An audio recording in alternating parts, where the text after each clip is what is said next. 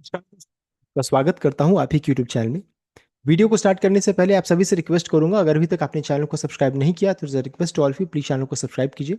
तो चलिए स्टार्ट करते हैं। जहां पर देखिए आज हम लोग डिस्कशन करेंगे अबाउट शेयर मार्केट, शेयर बाजार के बारे में, जहां पर कल का बाजार कैसा हो सकता है, गैप अप होगा, गैप डाउन होगा, उसको मेनली हम लोग कवर करेंगे। साथ साथ एचडीएफसी बैंक की शेयर में भारी भरकम गिरावट है, तो क्या इंपॉर्टेंट लेवल्स रहेगा, क्या इंपॉर्टेंट लेवल टूट रहा है, उसको हम लोग चेक करने वाले हैं। सबसे पहले चीज देखिए, निफ्टी को चेक करेंगे तो 24,238 का क्लोजिंग नेगेटिव है, लगभग 95% गिरावट के साथ, लेकिन उतना भी खराब नहीं है। जब तक 24,000 के नीचे नहीं जाता तब तक हम लोग को दिक्कत की बात यहाँ पर नहीं है।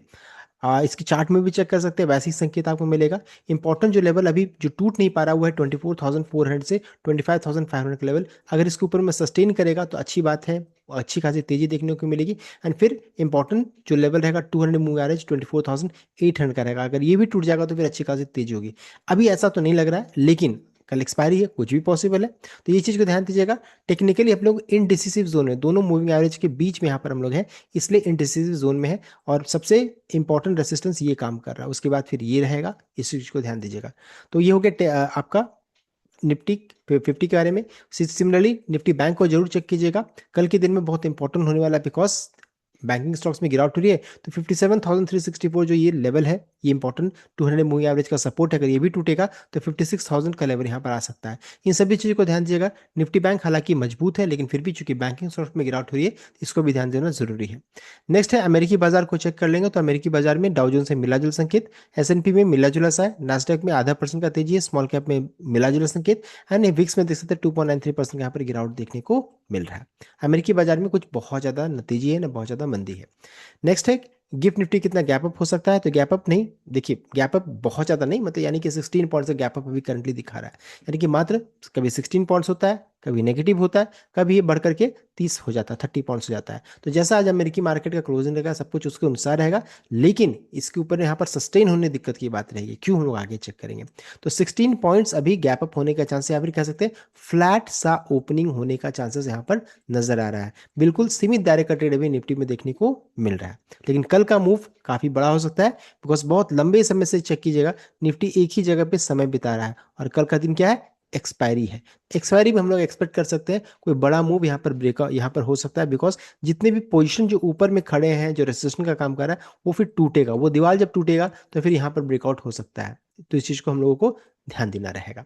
नेक्स्ट है यूरोपियन मार्केट में देखिए, यहाँ भी चेक कीजिएगा तो मिला जुला संकेत है, ना बाजार में तेजी है ना मंदी है। आरटीएसआई में एक है कि 1.85%, मॉक्स में 1.69% का तेजी देखने को मिल रहा है, यानी कि कहीं से कोई क्रैश का माहौल नहीं है, कहने का ये मतलब है। और कमोडिटी मार्केट में गोल्ड में लगभग देखिए मिला जुला सा, सिल्वर में रिवर्सल के संकेत है, 1.68% का तेजी है। एंड क्रूड में मॉर्निंग एवरेज में चेक करते तो 2% का तेजी था, देख सकते 84.59 भी दिखा था, लेकिन अभी देख चेक कीजिएगा तो हल्की सी गिरावट देखने को मिल रही है। मेटल्स में कॉपर में गिरावट है, अदर्स मेटल्स में भी गिरावट देखने को मिल रहा है, तो ये करंटली सिचुएशन है। बस सिल्वर में भी करंटली तेजी देखने को मिल रही है, वो भी 1.68% का। नेक्स्ट है एफ आई डेटा को चेक कीजिएगा, तो एफ आई ने आज कैश में 1121 करोड़ का बिकवाली किया है। हालांकि कैश में फ्यूचर्स में चेक किएगा तो 445 करोड़ का खरीदारी किया है, एंड डीआई ने कैश में 1312 करोड़ का खरीदारी किया। ओवरऑल चेक कीजिएगा तो डेटा पॉजिटिव नजर आएगा, लेकिन चूंकि कैश में बिकवाली हुआ तो फिर भी चलिए हम लोग इसको थोड़ा नेगेटिव मान लेते हैं, मिला जुला सा मिक्स मान सकते हैं, बिकॉज ये भी छोटा नहीं है, बड़ा ही बिकवाली यहाँ पर 1121 का। तो ये चीज़ है। साथ साथ देखिए भी फिर से एफ आई बिकवाली स्टार्ट कर दिए हैं, और लग रहा है कि ऐसा बिकवाली करते ही रहेंगे, बिकॉज यहाँ पर एक अपडेट आया है। गवर्नमेंट ने कहा है कि no proposal currently to scrap LTC. हम लोग एक्सपेक्ट कर रहे थे कि लॉन्ग टर्म कैपिटल गेन को यहाँ इक्विटी से हटाया जा सकता है, लेकिन इनका कहना है कि हम लोग ऐसा कुछ नहीं करने वाले हैं, अभी नहीं हटाया जाएगा। Centre net ₹2.01 lakh crore during FY 2024 ये कलेक्शन हुआ है। सो मिनिस्टर पंकज चौधरी ने स्टेट किया इन पार्लियामेंट, एलटीसीजी कलेक्शन में 78% का उछाल है बिटवीन, देखिए असेसमेंट ईयर 2024-25 एंड 2025-26 में अच्छा खासा उछाल है, तो अच्छा खासा गवर्नमेंट को पैसा बन रहा है, निकल रहा है, तो इसलिए एलटीसीजी को स्क्रैप नहीं कर रहे हैं। देखिए ये एक बहाना है, अभी अगर एलटीसीजी को हटा भी देंगे तो भी हो सकता है एफआई हमारे मार्केट में नहीं आएंगे, बिकॉज ये सबसे इंपॉर्टेंट चीज हो रहा है, ये जो रुपए की जो स्थिति है सबसे इंपॉर्टेंट हमारे लिए। जिस दिन इसमें गिरावट होगा एफआई हमारे मार्केट अपने आप आना स्टार्ट होंगे। तो चूंकि एफआई इन किसके ऊपर बहुत डिपेंडेंट, उनको रिटर्न्स नहीं आएगा, तो कोई बेनिफिट क्यों आएंगे वो। तो ये सबसे इंपॉर्टेंट है जिसको हम लोग अभी रोक नहीं पा रहे हैं। तो ये देखिए रुपए दिन प्रतिदिन और कमजोर होता हुआ नजर आ रहा है। इस कारण से भी एलटीसी जो भी स्क्रैप नहीं किया जा रहा है, ये बताना चाहूंगा। तो ये हो गया, रुपए की स्थिति बद से बदतर होती जा रही है। नेक्स्ट एडीआर को चेक करेंगे तो एचडीएफसी बैंक के एडीआर में 10% का गिरावट है, इन्फोसिस में लगभग 1% का, आईसीआईसीआई बैंक 1.13, विप्रो के एडीआर में आधा परसेंट और डॉक्टर रेड्डीज में मिला जुला सा देख सकते हैं। यानी कि एचडीएफसी बैंक में क्रैश जैसा माहौल यहाँ पर देखने को मिल रहा है, देख सकते हैं। रीजन क्या है, तो हम लोगों को पता है कि रिजल्ट जो रहता है एचडीएफसी बैंक का, रिजल्ट जो आया है वो मिला जुला सा mix kind of result in, खासकर ईयरली बेसिस में चेक कीजिएगा। ईयरली बेसिस, क्वार्टरली में तो फिर भी ठीक है, लेकिन ईयरली बेसिस में डिसअपॉइंट किया है, नेगेटिव रिजल्ट यहाँ पर देखने को मिला है, भारी भरकम गिरावट हुई है।